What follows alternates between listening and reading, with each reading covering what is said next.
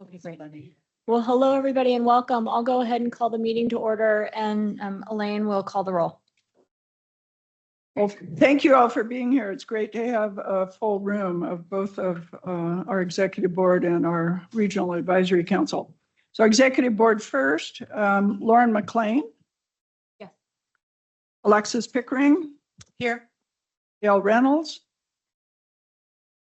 Jordan Morales is not here. He let us know he couldn't make it. Jerem Wagner. Here.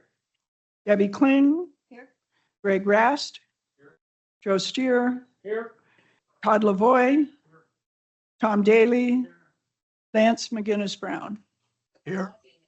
Thank you, Lance. All right. Regional Advisory Council.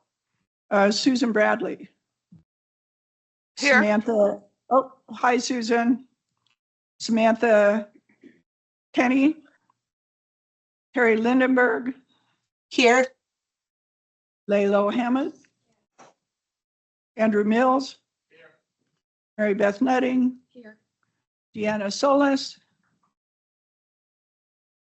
Walter Steed. Here. Teresa Votter. And David White. Thank you. We have a quorum of both. Thank you. Before we get started, we will have a consent agenda, but it sounds like the RAC action is mixed with our executive board action, so there'll be 2 votes. I was just going to explain in the information items, my goal with the executive committee kind of oversight and timing is to borrow a book out of Boise's council that I find very efficient. And if there are items that are action items for the executive board, or I should say information items in particular for the executive board that we're reviewing and then will likely push forward to the full board. As you saw, Elaine asked folks to review in advance so that you can come with your questions rather than reviewing it and then having it presented again. Come with your questions. We'll move on from there, just to minimize the amount of time that we're spending on things that we can do and have been doing from a prep perspective. And so with that, let's take the consent agenda, all but item A. So B through EF is for the executive board. Stand for a motion to approve. Yeah. Madam Chair, I would second that motion if Mayor Kling would be amenable to updating the minutes of January 6th. It said that I and Mayor McLean were absent, and I think you two came in later and I was online. So as long as those updates can be reflected, that'd be great. I'll second the motion. Thanks for the catch. Okay. Noted. So noted, we have a motion, a second. Is this roll call or can I take aye? All in favor? Aye. Opposed? All right.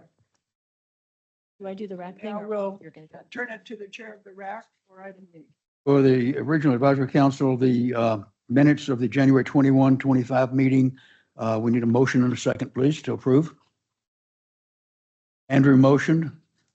Samantha seconded. All in favor, please say aye. Aye. Aye. Any opposed?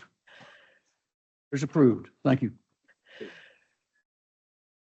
Just a note on the microphones, there are not very many today, so please do share them. We're in the process of redoing the audio in this room.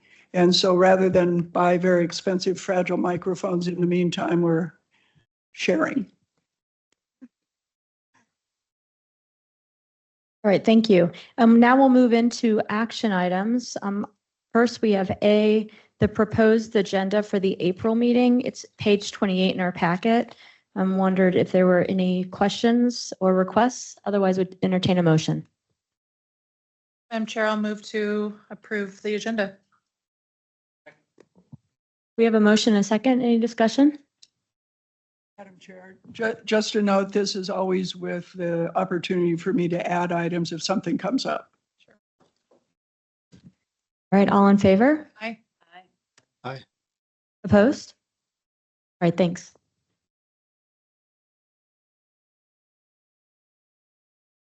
Next up, under information items, we have the budget funding request schedule, which is pages 29 to 30 in our packet. All right. Well, Kyle comes up. We'll have these two sort of discussion items. Hopefully by then lunch will be delivered. And before we move into the workshop item with the RAC, we'll break and get lunch. Oh, and on that note, I plan to just make sure that all is okay with the procurement calendar, item D, before we move into the RAC update. So we've taken care of all of our business first.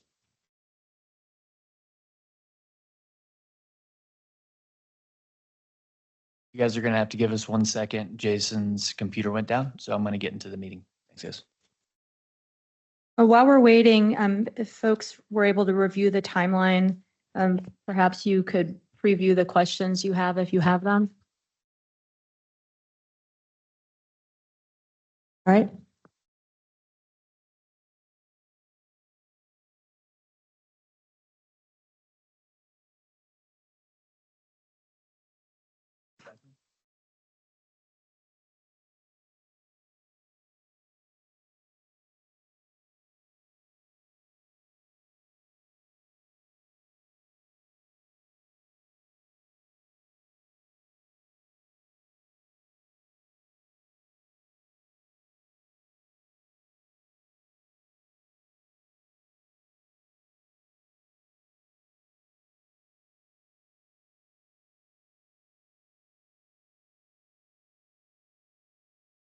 Thank you, members of the RAC, and thank you for members of the Executive Board. This is an information item only pertaining to the FY 2026 budget and funding request schedule.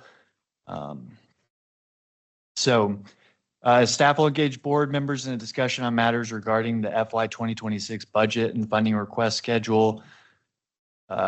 We have been working on drafting the FY 2026 budget. We have begun initial conversations with funding partners and department managers about the FY 2026 budget.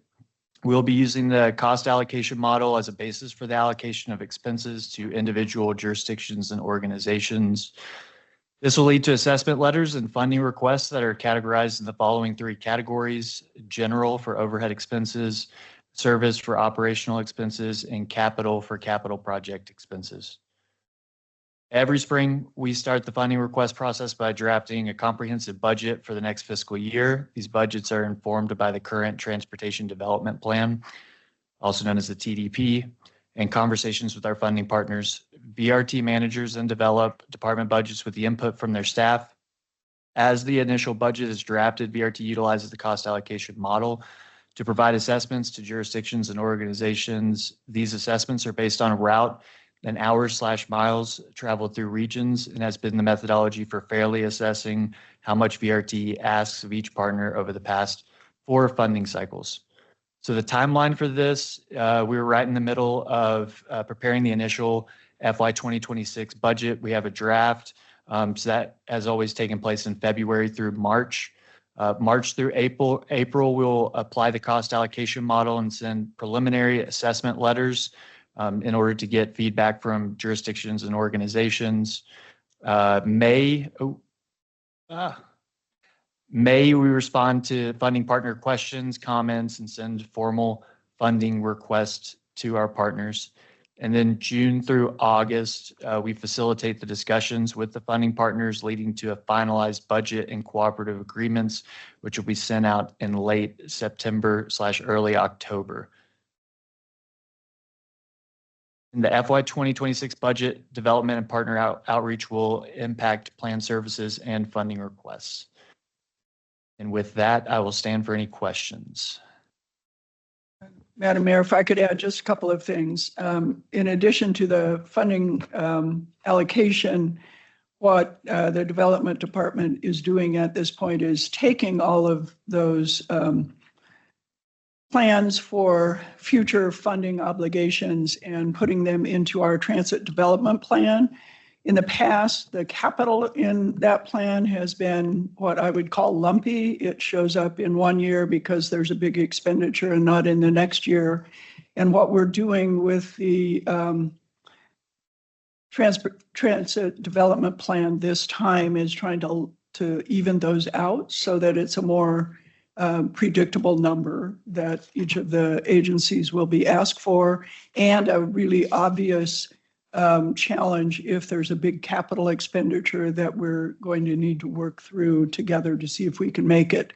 So we're hoping that that will help the discussion and the way that everyone responds to these requests, because often if there is a big jump or if it goes down, even people are like, wait, I'm confused, what's going on? There hasn't really been a change.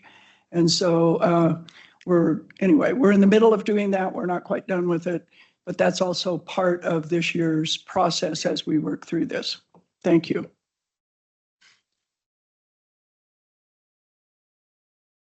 Anything further?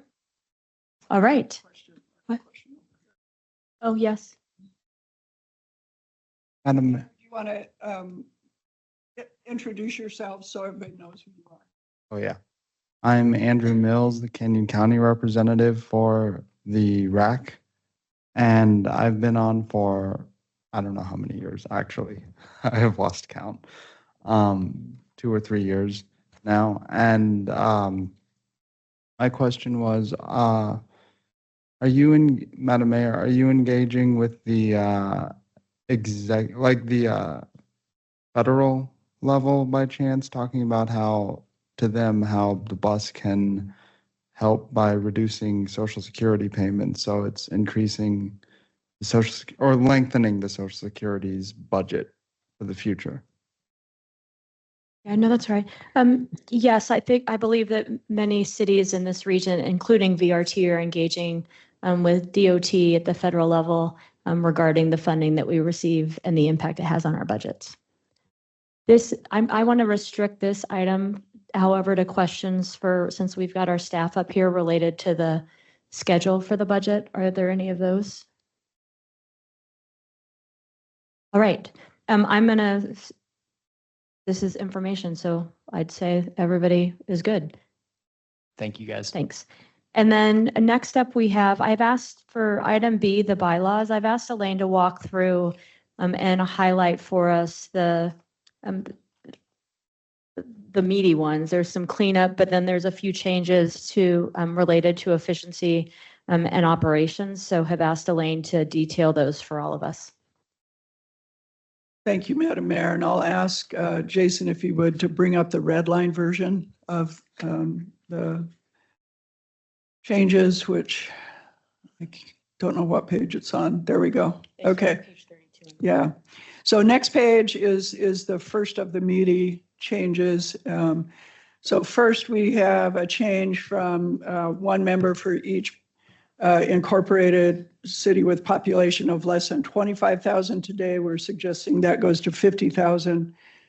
With the growth in the region, it would really expand our representation, I think, in a way that isn't representative of the service.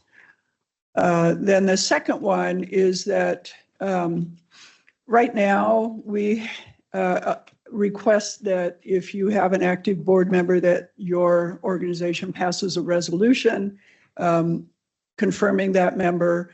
We don't ever ask for that to be continued, if you will. And rather than asking for everyone to do a resolution every year, what we're suggesting is that we just have each jurisdiction recognize that that person is going to continue. And then if there is a new person, asking them to do a resolution for any of those new people. We think that makes it, right now it's very confusing who is actually on the board and who isn't, because we don't have that confirmation. All right, and then section 5. Again, we had this odd clause that allowed any member to appoint an ex officio member without confirmation from the executive board or the full board. And we're getting rid of that and saying that the board or Valley Regional Transit may make a determination to add an ex officio member, but not the individual agencies. We think that makes sense. And then section 6. Right now, it asks that the Canyon County Board of Commissioners confirm who the highway district representative from Canyon County should be. And in fact, the Canyon County Board of Commissioners doesn't have any jurisdiction over those highway districts. So we're changing this to say that those 4 highway districts should determine jointly who that representative should be. We think that makes sense.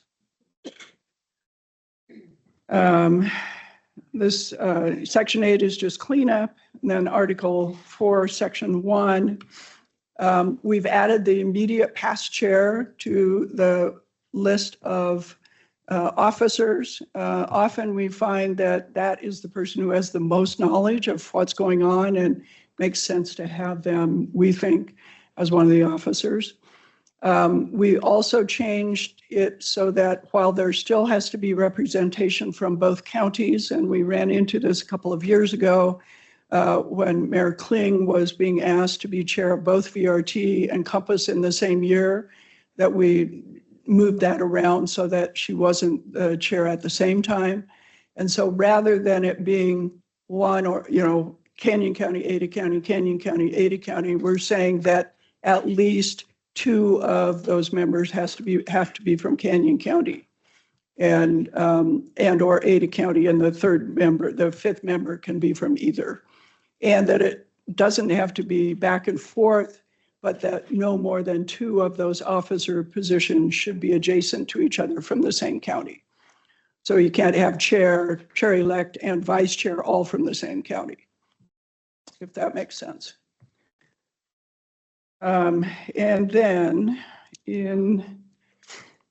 there is also an opportunity to remove an officer. We think that makes sense, but we just cleaned up the language about how you do that.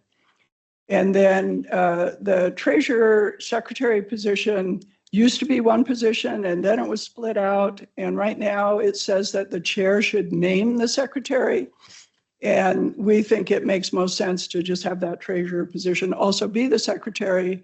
And then later on, you'll see if the secretary isn't present, rather than having the chair try to figure out who should be the secretary that meeting, whoever's presiding just also takes on the secretary duties if the secretary isn't present that meeting. Again, we're trying to make everything as easy as we can. The next section 2 is just cleanup of how we do establish the board meetings.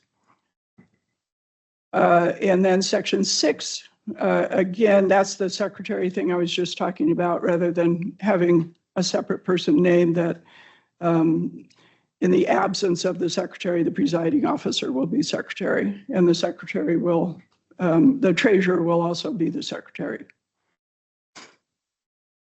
And then section 10, again, board members, this just cleans up what it takes to name a board member, that you have to have the resolution, and that if a board member is not going to be present, you can advise us at the meeting that another person will be the alternate, but just for the minutes, we do need to have that advice.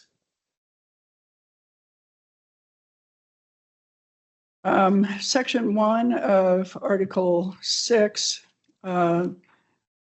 this is where it goes into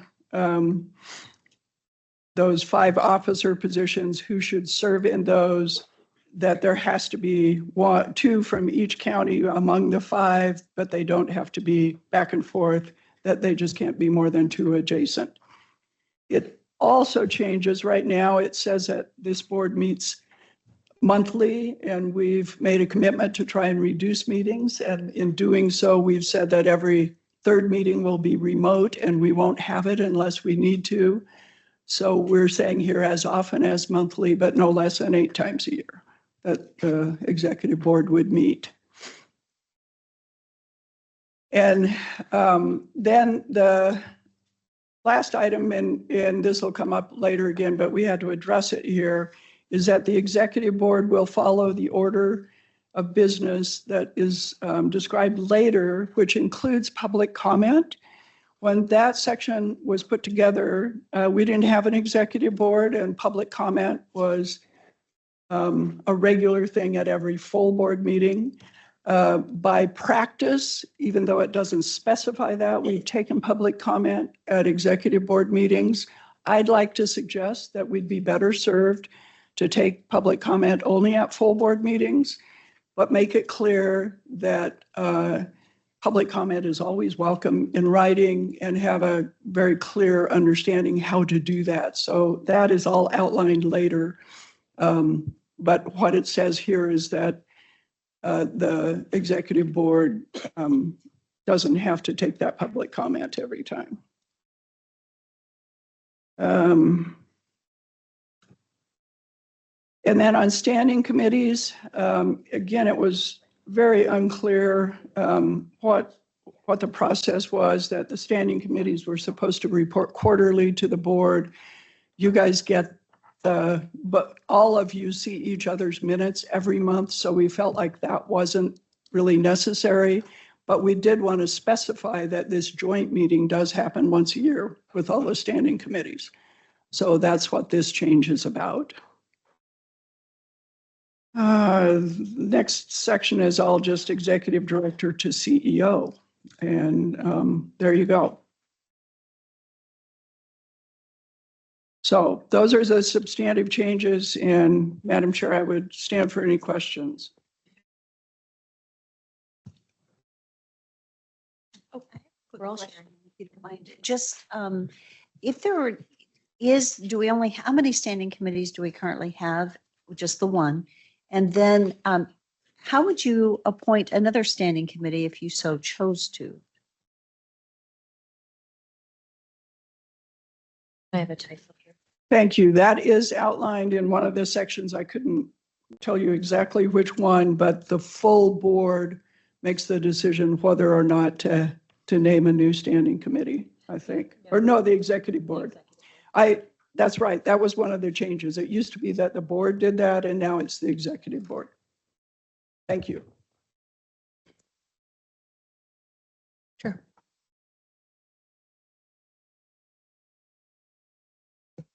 My question is on the executive, public comment at the executive board and the full board.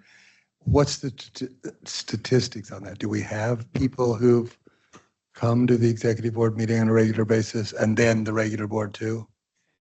So typically we have one person who often makes public comment. We welcome that comment, but often when there's an executive board and a full board meeting, we get the same comment twice. And at the executive board, we're often not making substantive decisions. We're recommending things to the full board. And so rather than taking public comment there, it makes more sense to me to ask for written comment if there is, that we could consider as we're making the decision whether or not to recommend this to the full board, and then take the public comment at the full board. Okay, that was my inclination, but I haven't been here long enough to, so that just avoids duplication, and there's still a process for getting it to us. Thank you. I guess if I might just say, I totally support that recommendation, just so you know.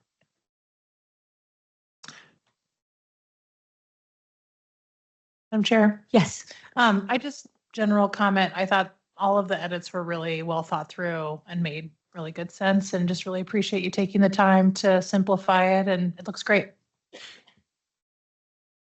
Job. I just provided Elaine with one typo in the red line, so there'll be one change, but it's just we're deleting a word. Anything further? Okay. All right, so this will come before the board in April. Appreciate your direction to take it to the board. It's not an action. It's an information item. Yeah. And then the last item before we will break for lunch. Oh, I was just reminded, so while it's not an action item, without objection today, we will now publish this tomorrow, so it'll have 30 days before the full board meets for everyone publicly to understand what changes we're recommending. looks like the right thing to do. Yeah. Great. And then the final item for the executive board is in our packet, there's a procurement calendar. And just wanted to see if there were any questions related to that or feedback on that. All right, with that being said, and it looks like there is not, thanks for reviewing everything in advance, everybody. Those of us in the room are going to take a quick break to grab lunch, and then we'll start the work session with the RAC. Thank you.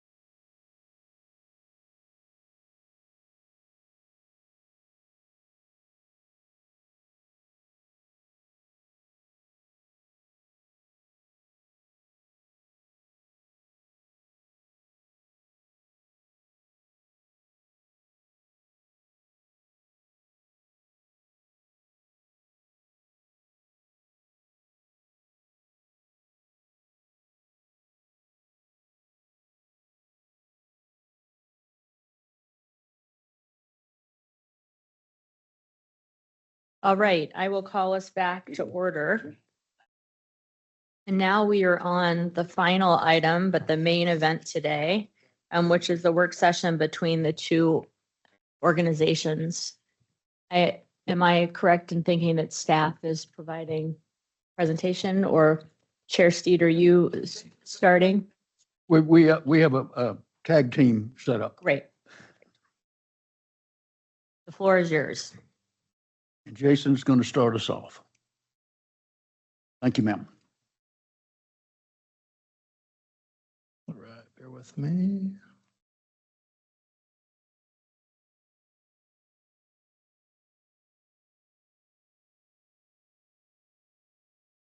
Excellent. All right, thank you, members of the board. Madam Chair, I'm Jason Rose, Chief Communications Officer at VRT. We are going to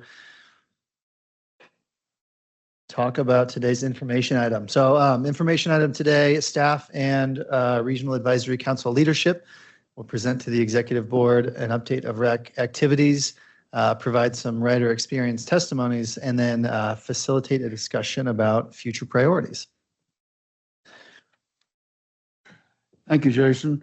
This is the annual combined meeting of the Executive Board for VRT and the RAC. We appreciate the opportunity. Thank you very much. The RAC, Mayor Kling, is your only standing committee, and have been for quite a while. Since 2007, we were formed and changed the name from a former name to RAC in 2018. We have representative membership from across the whole valley. But I do want to mention that we have an opening and have for years from Canyon County. So Canyon County people, if you can think of someone, talk to Elaine or Paula about them, and let's see if we can't fill that empty slot. We'd love to have someone else. We are advisory to the Valley Regional Transit Board. We advocate for the needs of our customers, your customers, and we get down into some more of the nitty gritty, I guess is one way to say it, than y'all have the time to do. We listen to citizens, we listen to each other. We have quite a few people, not everybody, but quite a few on the RAC that are active bus riders, both on the fixed route and the others. We review a lot of things that end up coming to you. And I'm pleased to say that in the last couple of years, we review with a good bit of internal comment, questions, and sometimes suggest that things may not be ready for prime time yet and need a little more work. So we do put effort into this and try to help you as best we can. We are your liaison to the community. We react to a lot of things, and Jason's going to run through a list of some of the things we've touched on in the past year. And I also want to take a moment to thank members of the RAC, both in person, those online, and those who have served on the RAC in the past. And I think, this might be a good time, good call, Elaine, maybe to have the members of the RAC introduce themselves to the Executive Board. So let's start with that, and then I'll dive into Okay. the list. Yeah, I'm Walter Steed. I'm chair of the RAC and have been for 2 or 3 years. I don't remember exactly. I'm a Meridian resident. I also serve as chair to the Meridian Transportation Commission, which gives me some crossover in that. And also I'm on the CICAC with Ada County. So hands in a lot of pots for all the good it does. We also have Mary Beth Nutting as our vice chair. And Mary Beth? Yes, I'm Mary Beth Nutting. I live in Boise, and I am an active bus rider, and I'm also an advocate for walking and biking and rolling.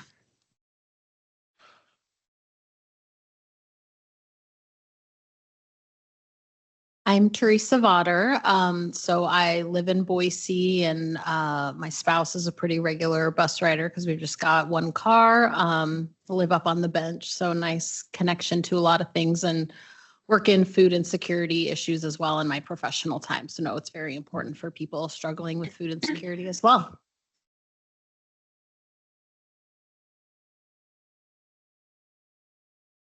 I'm Terry Lindenberg. My day job is the director of Treasure Valley Transit. I happen to be a resident of Nampa. And I'm a very big advocate of transportation all around, especially in rural communities. I'm Susan Bradley, and my day job is I work at Commission on Aging, and I'm also the chapter president for the National Federation of the Blind here in Treasure Valley. I'm secretary of the state affiliate of NFB, and I've been a member of the RAC since like 2009 when I had an AmeriCorps position with a transportation grant. My name is Layla Hamoud. I am a RAC member since last year, and I'm so glad to share space with you. I'm also a community member at Boise. Also, I work for Agents for New Americans, so I see a lot of needs with our new clients. So thank you for having me.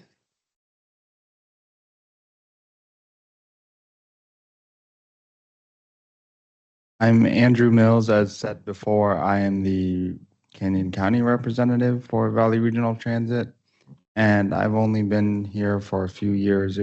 I came into the RAC just before Beyond Access became a thing. So I used to be online only, and Beyond Access brought me here.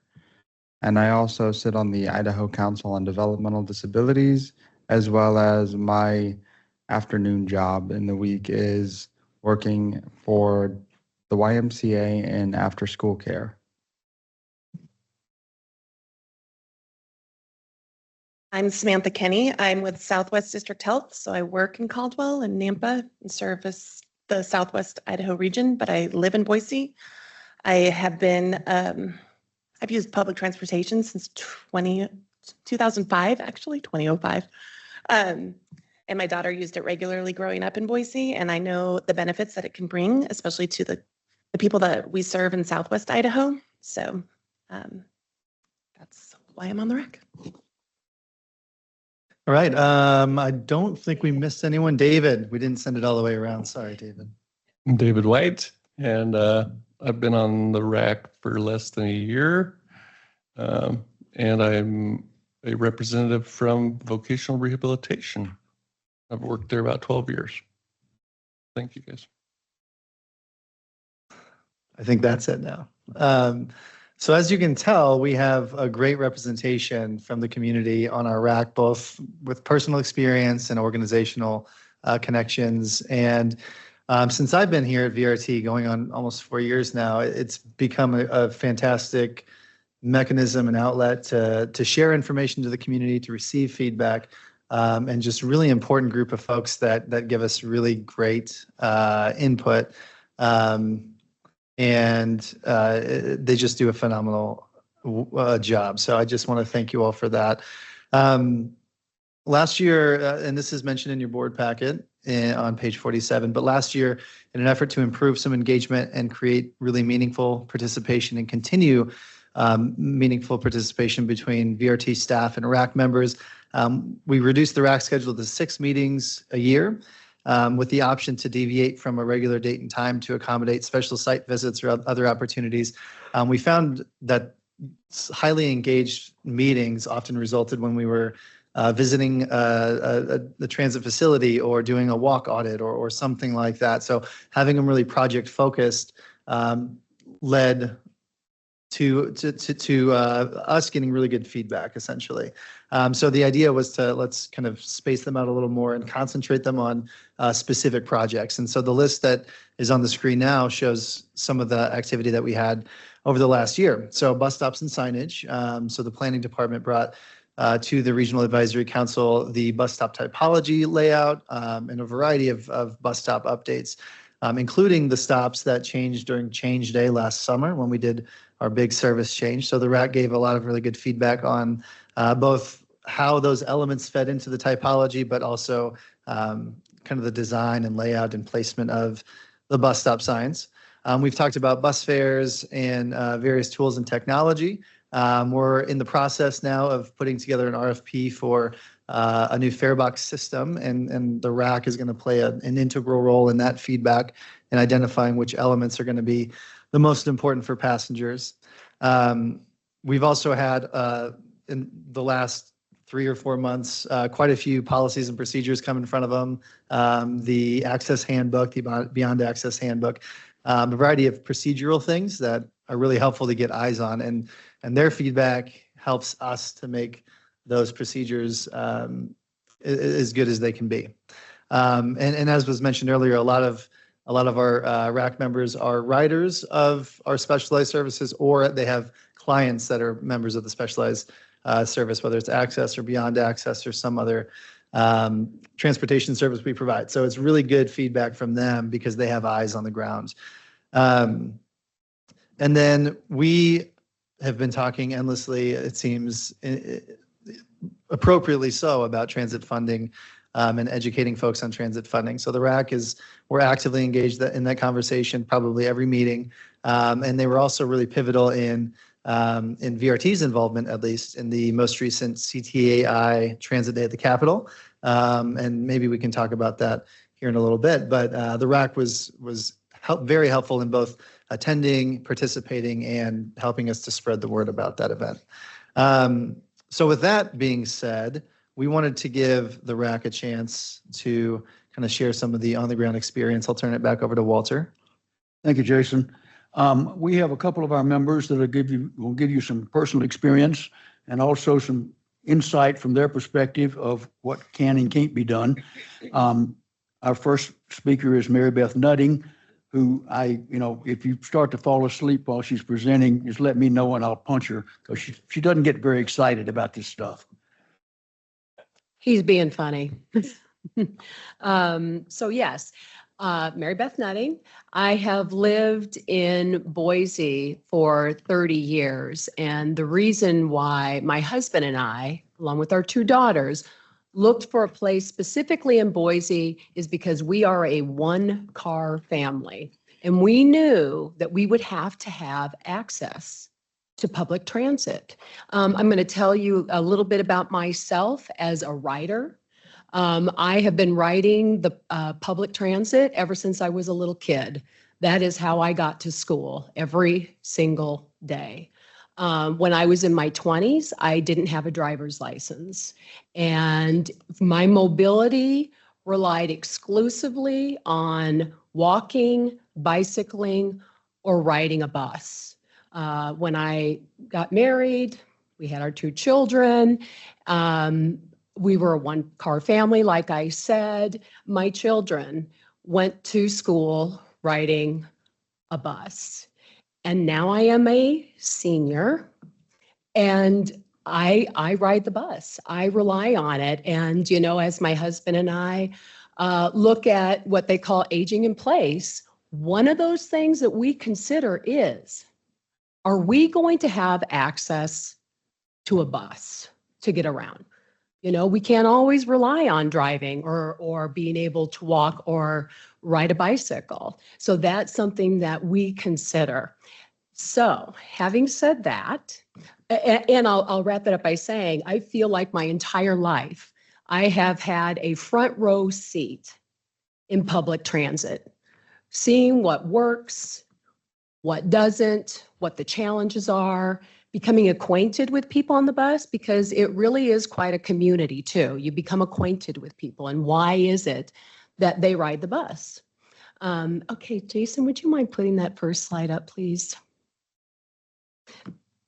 I also want to start this out by saying that in sharing some of the information I'm going to share, I don't want staff here at VRT to feel criticized at all. I appreciate what they do, because of funding, it is quite limited, and they work really hard to provide the maximum amount of service that they possibly can throughout the valley. I don't know how they do it. They're amazing. I appreciate them. And having said that too, I appreciate all of you being at the table to work on effective public transit. Okay. So this slide right here, the local dedicated funding, this is a slide that all of us have seen the last couple of years. Executive board has, the board has, the RAC has. And when I've seen that, all of these cities, all of these communities are comparable to Boise. That's why the staff chose them to make comparison. And I always had wondered whenever I saw the slide, what are these different cities receiving? I used to live in Spokane. I took the bus in Spokane. And so I am very familiar with that valley. I know what's there, what people need to have access to. I know the lay of the land. So I thought, finally, this past January, when we had this in our packet again, I thought, I am going to take a deeper dive to see, is Spokane receiving, is the Spokane Valley receiving better service than what we are receiving? You'll see, so Valley Regional Transit, you see for our funding, no property tax funding, no income tax funding, no sales tax funding. Spokane Transit Authority, if you follow across, 61% sales tax funding. I kind of dug into that a little bit as to how they have that funding.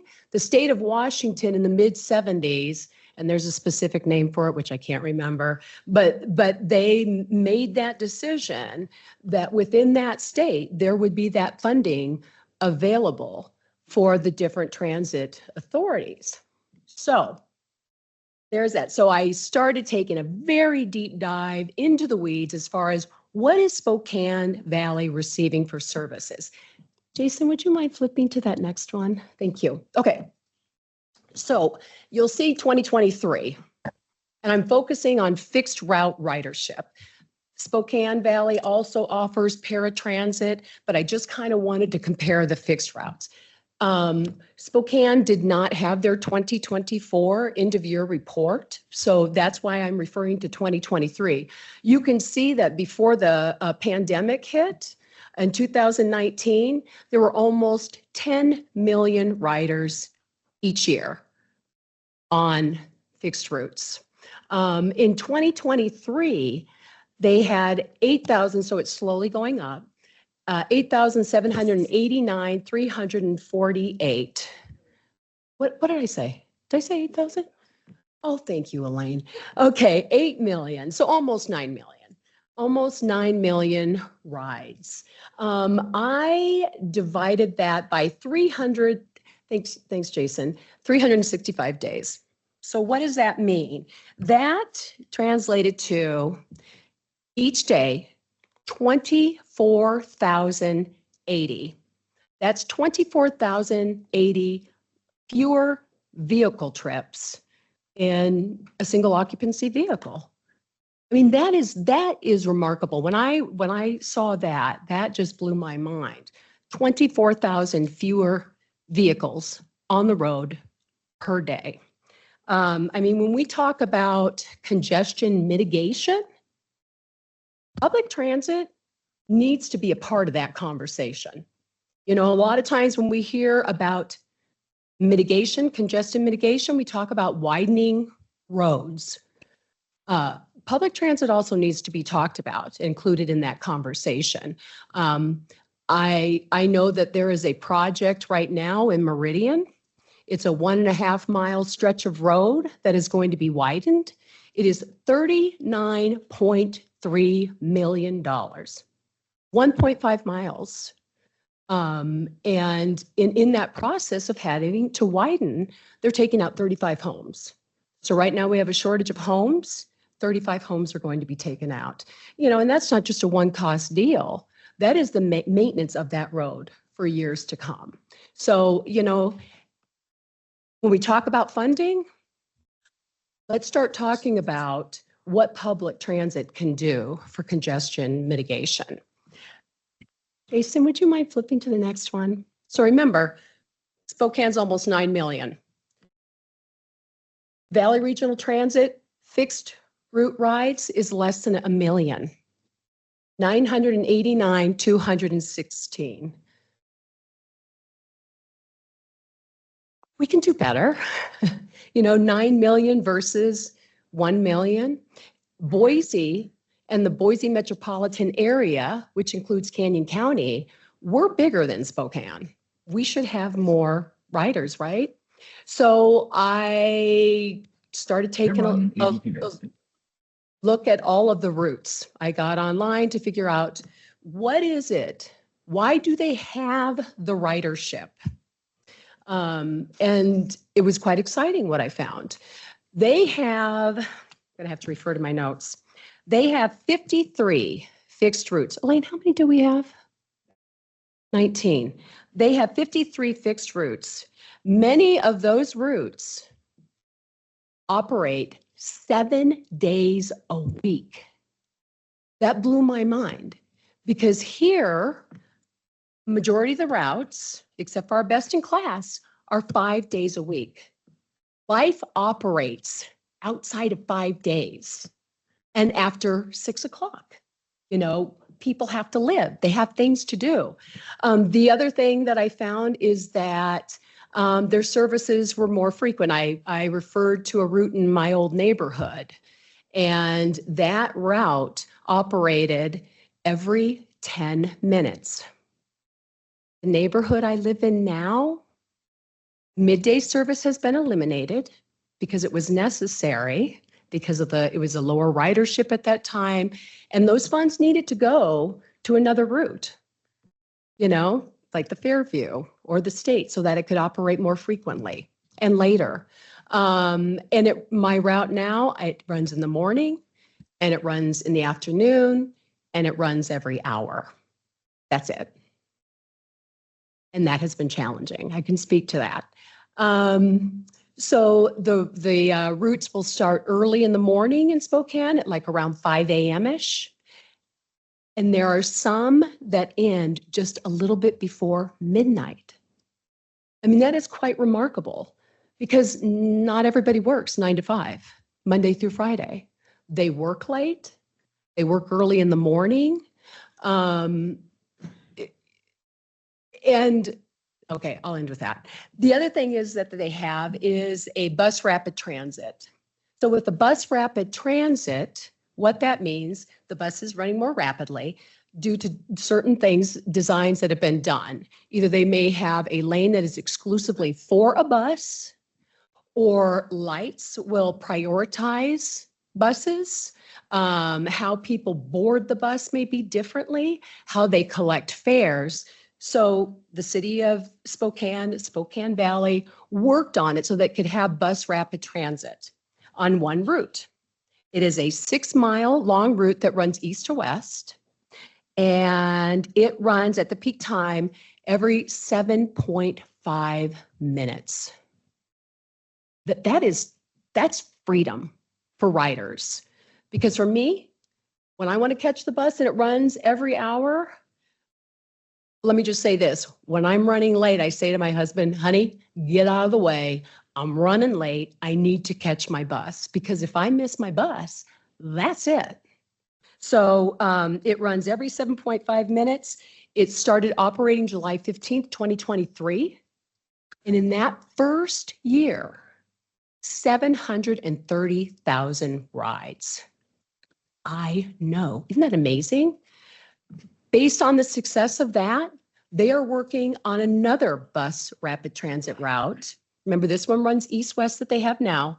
This is going to run north-south. It's going to run to a neighboring town called Meade, and it is going to run for 10 miles. They're collecting input right now from the public, and they're going to start in 2030. So having said all of that, what does that mean? If we improve the routes, more frequency, running earlier, running later, running Saturday, running Sunday, what does that mean for people? It's access to opportunities, access to jobs, maybe a higher paying job, access to continuing education. As I said, my daughters took the bus to school. They also took the bus to Boise State University to continue their education. Also, it improves our quality of life. And when I was digging into the weeds of everything, I went on all the city websites and the commission websites to see what the mission statements are for the different cities. And even if a city didn't have a mission statement, their departments did. And you know what I read consistently throughout the mission statements for their people is quality of life. Quality of life, livability, to have that connection with community. And that public transit aligns with those mission statements and values in their constituents having access to jobs and community, to church, to social activities. So I wanted to also throw in there, after this comparison, it was quite fascinating to look at. The average cost that I found out in the public transit day at the Capitol, I had heard in the past it was $9,000. The average cost to own a vehicle, the maintenance, the insurance, the gas, et cetera, et cetera. Now in the state of Idaho, correct me if I'm mistaken, Elaine, $14,900. $14,900. There are a lot of people in our state that takes up half of what they bring into their homes. Wouldn't it be wonderful if a lot of people would not have to have a vehicle, that they could walk out and ride the bus, and that and for some people that it isn't that they have to, maybe, but maybe it's a choice. Maybe as a young person, they would like to buy a home. And we know that a lot of young people are having a difficult time buying a home. Well, if they didn't have to have a vehicle at $14,900 a year, perhaps they can save for a down payment on a home. Or as I'm getting older and I would like to retire someday, I said to my husband the other day, you know what, if we had good transit, we could easily do without a vehicle. We could take the bus. Put that money away towards our retirement. So these are things to think about. But thank you for allowing me to share. And I just, all of you as the decision makers in our community, it's just so important that we speak to people at the state who make decisions and try to get some funding from the state. So the burden of asking for money from the cities can be taken off of some of you, because I know how difficult it is within your budgets to find that money to fund transit. So thank you so much. Thank you, ma'am. Samantha Kennedy, please. Okay, so I'm going to share a little bit of a story with you guys about an experiment that we did out at Southwest District Health. We were really, really excited about all the work that VRT did to try to expand services in Canyon County, especially for our clients, knowing that many of them cannot afford $14,900 a year for a vehicle and struggle to get to the services that they need to help them be healthy and strong in our community. So in June, when you did expand the services, we finally got on-demand service to cover our location of our health district, which is at the corner of Florida and Karcher in Canyon County between Nampa and Caldwell. And a few of us, well, like 10 to 12 of us at the health district, travel from Boise to Caldwell every day and wanted to experiment with the services to see if we could make it feasible and make it work for us. I was super excited about it because I love public transportation. I try to take it on the weekends so I don't have to pay for parking. It's less expensive than paying for parking downtown Boise. It's easier to find where you want to go. And it's also just great service for me as a single mom for many years, only being able to afford a single vehicle and getting my daughter to and from activities that kept her sane and healthy as a young adult. And all the extracurricular activities, she could take a bus. I could pick her up later. She went to school on a bus from the time she was 9 all the way through to college. She's such an advocate of public transportation that she refuses to own a vehicle because she wants to put most of her money in retirement and saving for a house. And it's constrained here in Boise to do such a thing. So she lives downtown, walks 4 blocks to work, spends a little extra on her apartment so she can not have a vehicle. And she was looking at other cities that might have a little bit more service for her and affordability in housing. So that's another story. But anyway, so what we did at the health district, the half dozen to dozen of us, because it depended on the day, but we all tried to take the single bus, intercounty bus from downtown Boise to Caldwell. It runs from 7 in the morning and it got us to Caldwell around 7:45 at the Happy Day Transit Center, where we then had to call the on-demand bus. And we were very, very happy with the service in the morning. We were able to get to the health department every morning flawlessly with the bus from downtown Boise to Caldwell and on demand. The trouble got to be in the afternoon. There's only one bus going home, and it's at 4:15 that we'd have to get on there. And a lot of us had like late meetings, so there was a lot of if I don't make the bus, can you take me home kind of arrangements that we were making to mitigate it, because if we miss that bus, we don't have transportation home. And we started trying to schedule an on-demand bus 1 hour in advance, didn't get it. 2 hours in advance, couldn't get it. We just basically by the end of the week gave up on getting an on-demand bus back to the bus stop and had to get rides there. That also was a little disappointing but we understood that that's probably the prime time for people in the community getting around to jobs, to the grocery store, to all of those things in Canyon County that they service. So we had a few local people that would take us to the bus stop and would get on the bus and go back home, or some of us had late meetings and would get rides. The other barrier that we found was it's $7 a day to go intercounty. Many of us already tried to carpool once or twice a week, and that's like about the same as our gas prices. So it didn't seem like that was a feasible opportunity for us. So I guess what we learned was public transportation doesn't work, but there's a very, very strong desire for people to take it, to use it if it worked for them.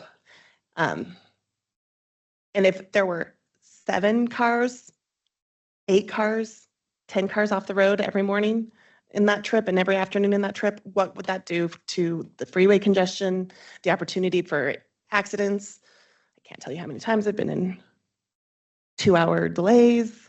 I think just a couple weeks ago, I think it was an hour and 45 minutes for me to get to work because of a single accident on the freeway. So we often hear what chicken and egg kind of scenario. I would argue that there are plenty of people out there that would utilize it if given the opportunity, but the services just don't make it happen. So that's my story. Thank you for listening to me and allowing me to share that with you. And I really do appreciate Valley Regional Transit staff and all that they do for us. Thank you, Samantha. Jason, you got a couple of things that you're going to mention that we're going to look at for this coming year? Yeah, I might bump that back to the next slide because I know Elaine wanted to address some of that. So we thought it was important for you to hear some of the headwinds that we hear for people actually using the system. I think the staff has done a remarkable job making this system as usable as possible, given the funding challenges that we have. But wanted all of you maybe to understand a little more deeply what more we could do if we were able to expand even further. And this is not a plea to ask all of you for more money. I think I've let you all know that we know how difficult budgeting is at the moment, but it is a plea to work with us to see if we can establish something more permanent and stable so that we can do the things like Mary Beth talked about in Spokane. We've had a plan to do a bus rapid transit system on State Street for 20 years, but without the funding, we haven't been able to fully implement it. We've got bits and pieces of it. We have the service, we have some of the infrastructure, but not all of it. We don't have dedicated lanes. We do have some transit priority signal and soon more to come of that. But again, it becomes a piecemeal approach to getting those things in place instead of just being able to plan and do it. So I appreciate all of you and the hard work you've put into helping us get where we are. And I guess it's, those of you who know me know I'm never content, and there's now a next step. And so figuring out how to get to that next step is part of what I was hoping today would be about. So I think with that, I want to reiterate one of the elements of this agenda item is to remind the executive board that the RAC is here to serve for you all as well. So if you have ideas or questions or thoughts on getting public input for a project or a process or anything like that, that is part of the function that they serve and do a really good job of. But let's open it up for questions from the executive board. Are there any questions from board members? Madam Chair, I don't know if I got through Jason or through you, but if that's right. Perfect. So I apologize. I actually have to leave here in just a couple of minutes, but there was something I did want to just kind of bring up our experience that we had at Caldwell this last year. And Elaine knows this very well. We were able to get 2 fixed route services approved through the budget workshop, and it was approved at the budget. It was either $600,000 or $700,000 on that. And then, however, there was when it went to resolution to actually spend the money, it stalled. And it got with we were headed on the agenda, and then we had to remove it. There's a counselor that wanted to discuss it more, look into it, so we removed it. Brought it back, and I can't remember the vote, but it failed. However, there was VRT staff there. There was not a single resident in the audience to testify in favor, and that killed it.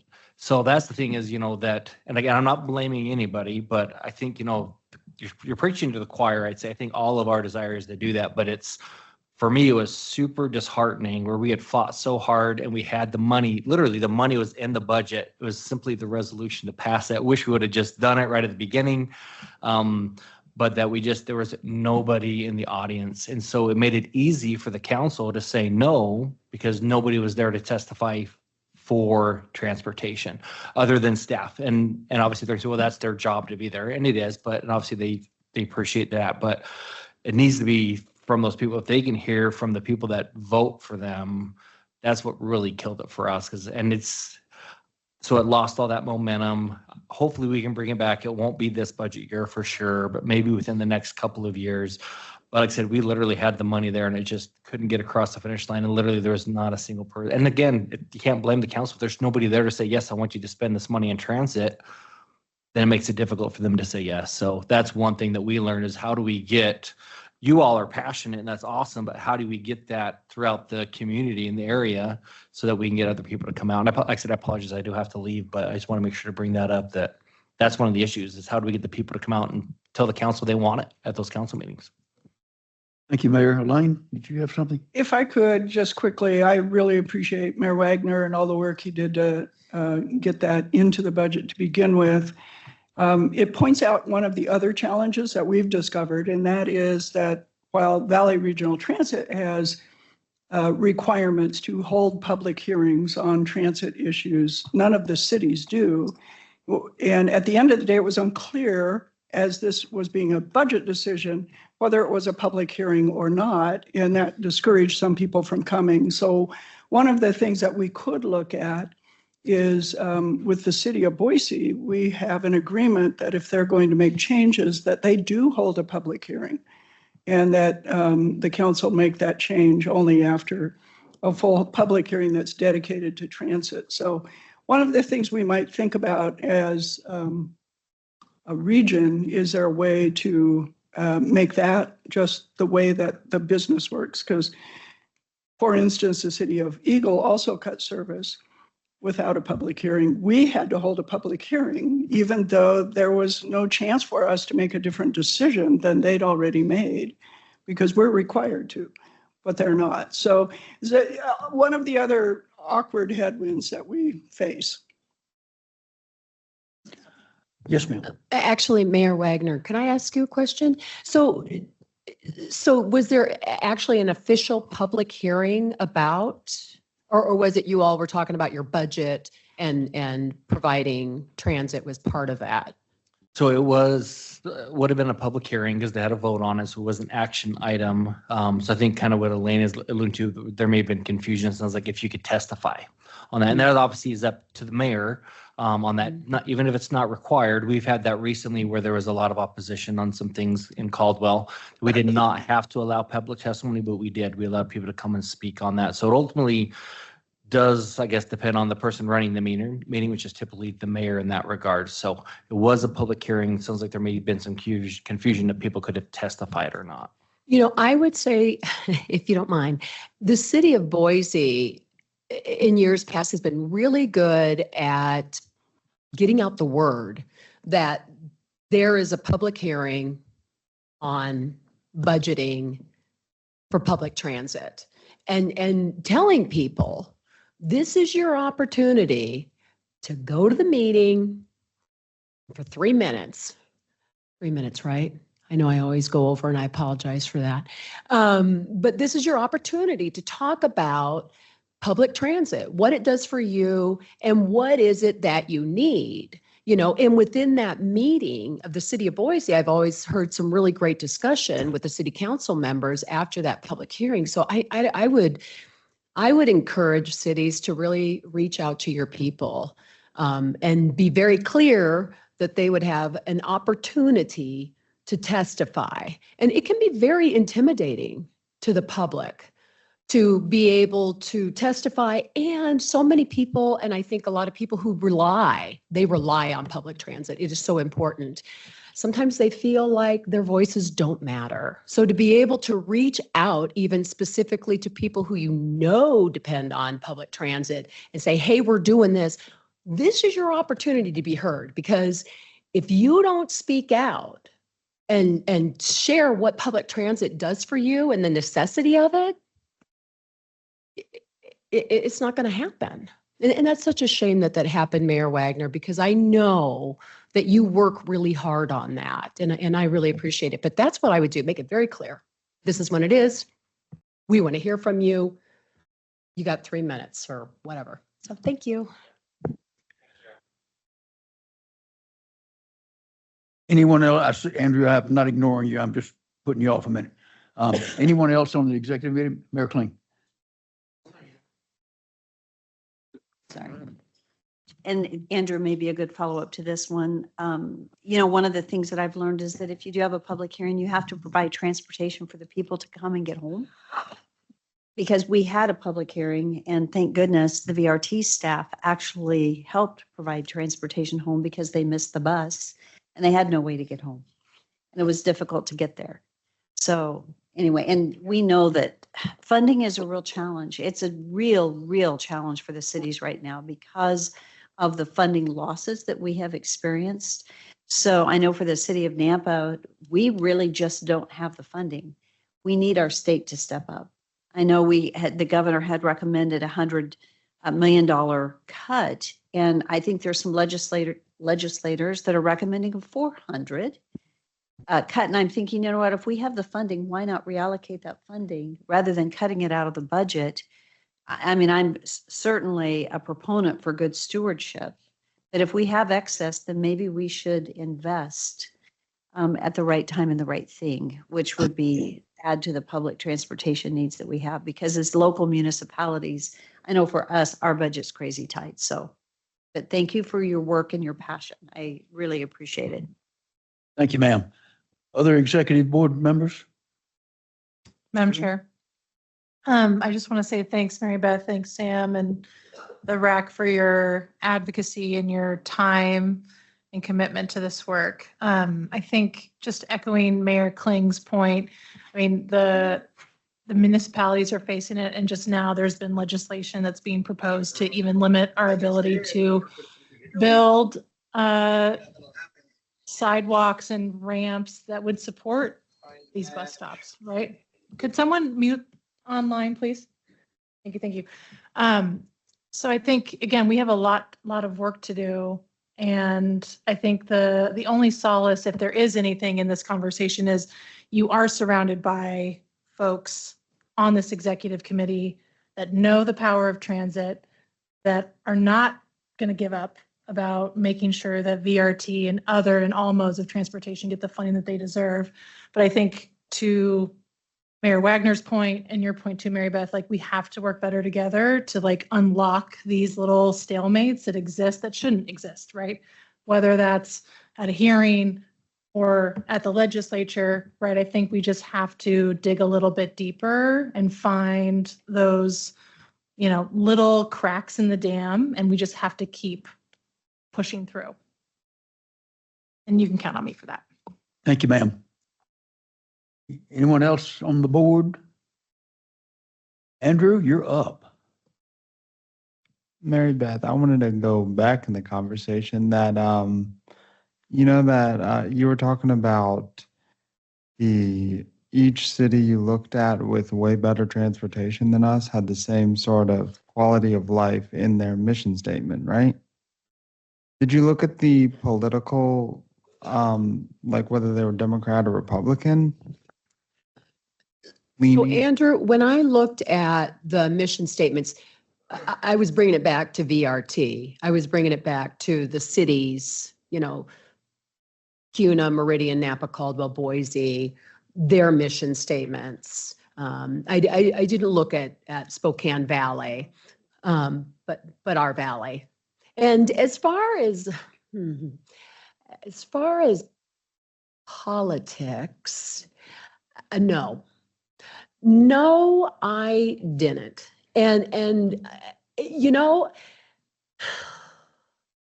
how people move about in our communities should not be political. And that is my biggest disappointment as I become more and more involved with advocacy, with public transit, with walking and biking. I think it's disappointing. And I know what you're getting at. But this is not how it should be. It shouldn't matter whether I am a Republican or a Democrat or unaffiliated on how I cross the street or how I take a bus. I honestly, I'm tired of the political conversations when it comes to how people are moving around in our community. That's ridiculous. And I'm not saying you're ridiculous, Andrew, because I know what you're getting to, but we need to move beyond that. And like Commissioner Pickering said, we need to be working as a community, regardless of our political or religious or whatever affiliation, on how do we get people safely around our community and that they don't have to be burdened with owning a vehicle or dying because they want to cross the street. So, sorry for being so passionate. But it's the truth. You are, and good for you. Good on you. Jason, wrap up? I think so.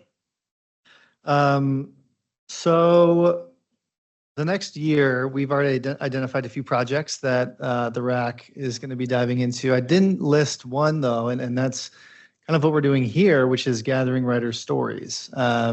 to Mayor Wagner's point, it can be difficult to get people to turn out for a public hearing, right? But we know that the stories are out there. So we're going to be putting together some ways that people can send them in to us. We're going to do some outreach on the buses and try to gather those stories so we can kind of compile them and share them. Because it can be difficult. We're going to try as hard as we can to get people to go to those meetings, but we're going to do some gathering ourselves. So these are two great examples of these stories we're looking for, and we're going to try to get some more. We'll send out some more information on how we'll go about that. It's going to be an online form, but we'll make sure to distribute that to the executive board, the board, and the RAC. In addition to that, though, we'll be looking at, I alluded to some fare box updates, doing an RFP for fare boxes in the next year or over the next year. We'll also be bringing some real-time arrival signage at bus stops. That's come in front of the board before, but the rollout is approaching, as well as the Valley Connect 3.0, the vision, our vision document update.